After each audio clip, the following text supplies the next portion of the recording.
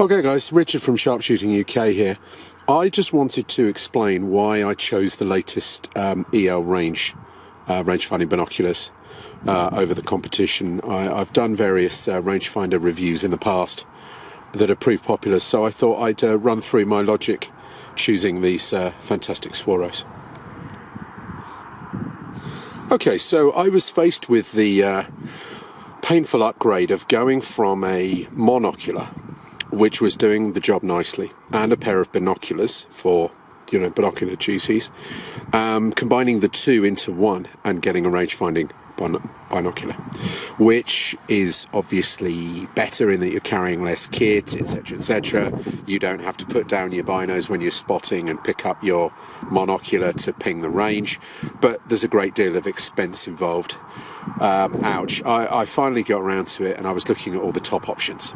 I sold my Zeiss Victory PRF, which is the monocular that I favoured for many years.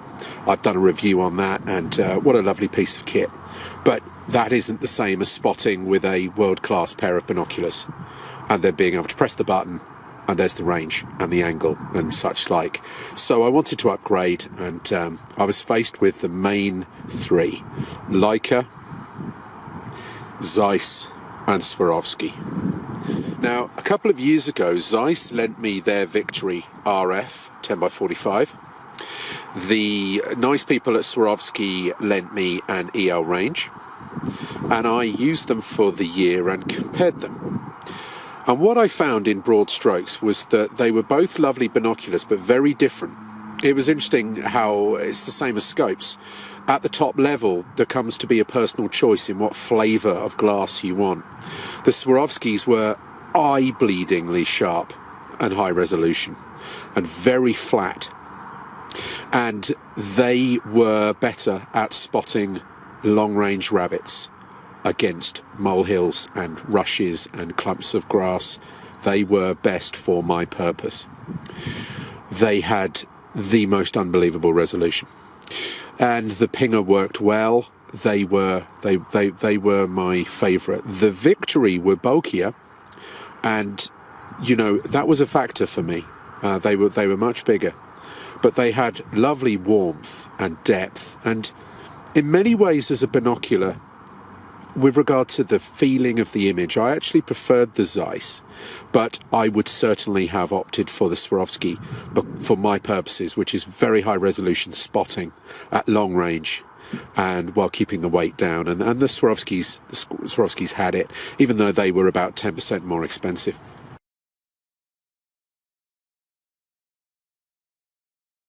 So I sent them back and thought, what am I going to do privately? And Swarovski brought out a new version, and I got a set of them to look at. I thought that the only difference between the ones that I'd looked at and the new ones was this FieldPro package, where you can quickly snap off this quick adjustable strap.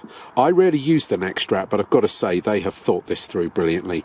The way that you can adjust it with one hand by undoing this, pulling the strap, and then doing that again, that's really, really a nice improvement, actually.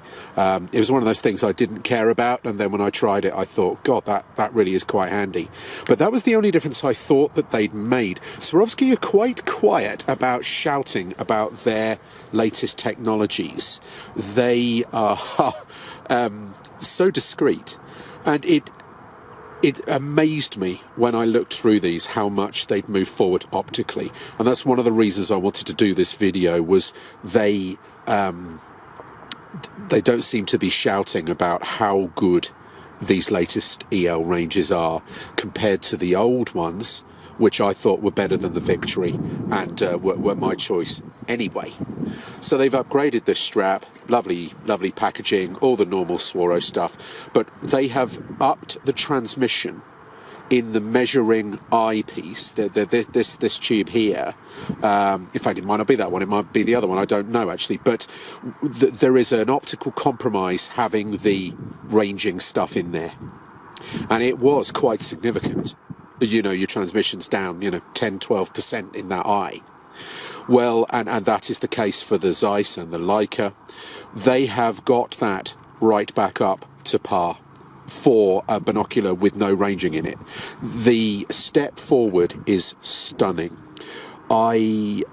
People who know these range-finding binoculars, the Leicas and the Zeiss and the older Swaro, are blown away by how good this latest FieldPro version is optically.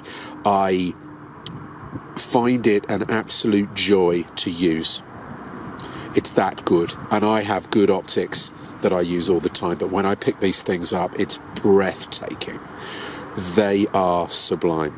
So I was really pleased that such a big move had been made forward optically when I already thought the old ones were wonderful and sharp, and even at 10 mag were sufficient to pick out rabbits at half a mile, which takes some resolution, that's for sure.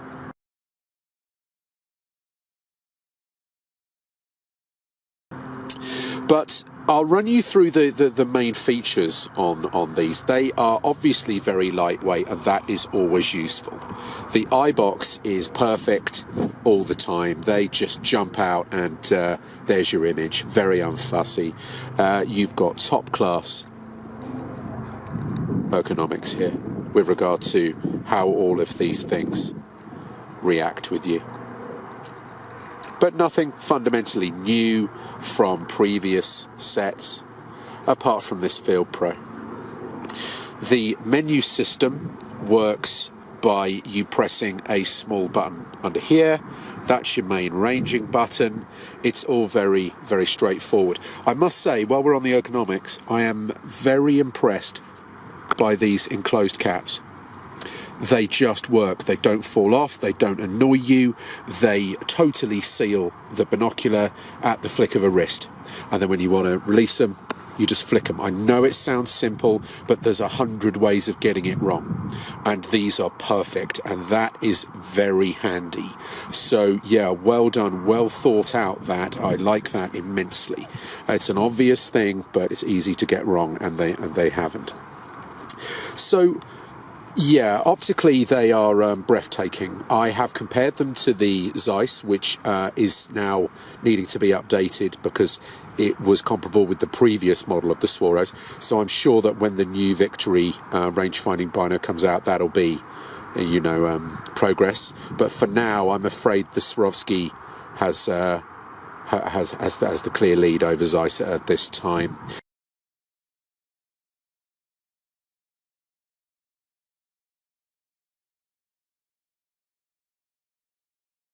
The new Leica rangefinder is a bit bulky for me, but I have looked through them optically, and they're very sharp, very good. They're clearly, you need to consider them if you're in this market. However, the whole ballistic calculator in the binocular idea isn't necessarily what I wanted, in that I already have a much more sophisticated ballistic solution in hand. And I didn't want to start trying to input stuff into a binocular with a basic interface. It's the same problem I have with the Kestrel solutions. It's all a bit small and fiddly to do it in that form factor. I'd rather do it on an iPad or a phone, and then, let the binocular do its thing. But I do like the fact that these will give you angle. I didn't have a reliable system for getting angle to the shot. Now, when I line up the target and ping it, it says 730 yards, 3 degrees upslope. And that is really quite handy. So all in all, these are the reasons I chose the Swarovski. The small, lightweight form factor, the unbelievable light transmission, brightness, edge to edge, and resolution. Honestly, I don't see how they could ever improve this thing. It's that good. Wow, it is just a joy to use. To give you an idea of the resolution you're talking about, on a normal but decently bright morning, nothing stunning, but a nice spring day, when you lift these up to your eye and look across you look across the ground, you will see spider webs floating in the breeze. I'm not talking about spider webs caught on a misty morning in the dew on the grass. I'm talking about spider webs floating through the air. That's how sharp they are. It's just breathtakingly good. And you've got the rangefinder in there that'll ping, well, for me, rangefinding wise, it's there or thereabouts with the best available. It will ping, you know, a 2,000 yard roadside and stuff like that, but that doesn't really interest me because I'm not doing big targets. I find it's very repeatable and accurate to about the same as the Zeiss, about 1,500 yards. And it works very well in really poor weather, rain and poor light. It hangs in there, and it doesn't throw erroneous readings which throw you down the garden path. You know, it's consistent. It works fast. I have no complaints with the ranging side of things. Obviously, I'd like it to be able to range 30 miles and, you know, work through hail and 10/10 fog. But by and large, compared to the industry standard, these are there or thereabouts with the best in the world.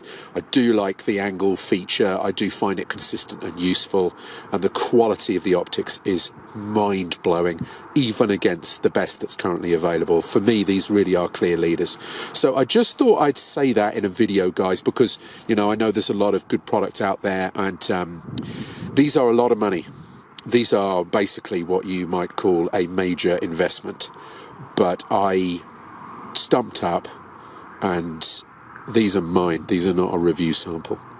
I was lucky enough to have a review sample to, you know, help me make the right decision, but these I bought, and they are a joy to use, and the Ranger is good, really good, and the angle feature is fantastic. Now, you can have other outputs. You can change the angle to show you the corrected range. So the angle included range, you know, the angle corrected range, you can have that shown. You know, there are various options, but the way that I do it is just to show the angle, and then I put that into the ballistic app and it does the maths. The other thing I would say is that you can adjust both of the diopters so that you can get the screen sharp and both the eyes, and I find that really very perfect. I often fiddle with that. The other thing is you can adjust the global brightness of the screen, but then it will auto adjust within that guideline for night and day, and it does that just about flawlessly. So none of this problem where at dusk you ping the beast that you're aiming at or the target you're aiming at, and the LCD screen inside blows the contrast out, you know, and then ruins the image. None of that is a problem. The output is perfectly clear but not overbearing in all lights at all times. So, you know, they're just about perfect, guys. Spend the money, you'll never look back.